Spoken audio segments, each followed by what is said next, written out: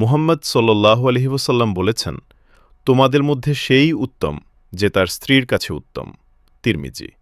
অর্থাৎ স্বামী স্ত্রীর মাঝে নম্রতা, ভালোবাসা ও সম্মান বজায় রাখা অত্যন্ত গুরুত্বপূর্ণ। ২. ভালোবাসা ও মায়া কোরআনে বলা হয়েছে, তিনি তোমাদের জন্য তোমাদের মধ্য থেকেই স্ত্রী সৃষ্টি করেছেন, যাতে তোমরা তাদের কাছে যে প্রশান্তি পাও, আর তিনি তোমাদের মাঝে ভালোবাসা ও দয়া স্থাপন করেছেন।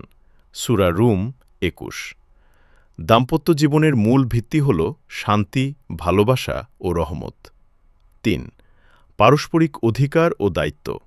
হাদিসে এসেছে, স্ত্রীর উপর যেমন স্বামীর অধিকার আছে, তেমনি স্বামীর উপরও স্ত্রীর অধিকার আছে। সহিহ মুসলিম। স্বামীর দায়িত্ব: ভরণপোষণ, নিরাপত্তা, সম্মান দেওয়া। স্ত্রীর দায়িত্ব: বিশ্বস্ততা, সহযোগিতা, ঘর সংসার রক্ষা। ৪.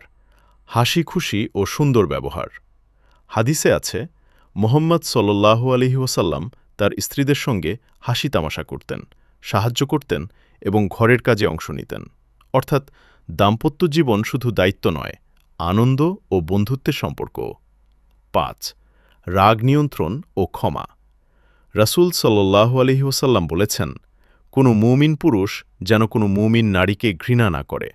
তার কোনো একটি স্বভাব অপছন্দ হলে অন্য কোনো স্বভাব পছন্দ করবে। সহিহ মুসলিম। ছোটখাটো ভুল ত্রুটি ক্ষমা করে দেওয়াই উত্তম।